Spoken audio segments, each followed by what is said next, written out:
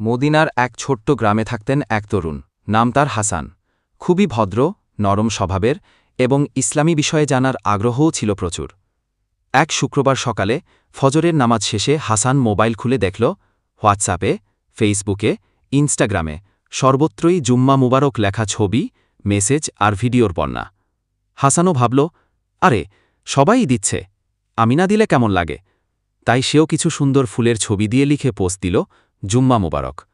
দুপুরে জুমার নামাজ পড়তে গিয়ে সে দেখল গ্রামের এক বৃদ্ধ আলেম, শাইখ আব্দুল কাদের, মসজিদের বারান্দায় বসে আছেন। হাসান এগিয়ে গিয়ে সালাম দিল। শাইখ জিজ্ঞাসা করলেন, হাসান, আজ কি করেছ? হেসে বলল, শাইখ, আজ তো জুমা, আমি সবার মতো জুম্মা মুবারক লিখে পোস্ট দিয়েছি।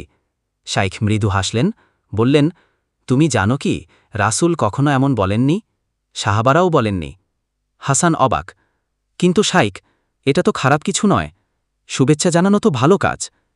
শাইখ ধীরে ধীরে বুঝাতে লাগলেন, বেটা, শুভেচ্ছা জানানোতে দোষ নেই, কিন্তু যখন কোনো কাজ রাসূল করেননি, সাহাবারা করেননি, অথচ আমরা সেটাকে নিয়ম করে ফেলি, তখন সেটি ধীরে ধীরে ধর্মীয় রীতি হয়ে যায়। এটাই বিদাতের শুরু।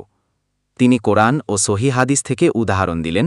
রাসূল বলেছেন, যে ব্যক্তি আমাদের এ দিন, ইসলামে এমন কিছু নতুন সৃষ্টি করে যা এর অন্তর্ভুক্ত নয়, তা প্রত্যাখ্যাত। সহিহ বুখারী ও মুসলিম।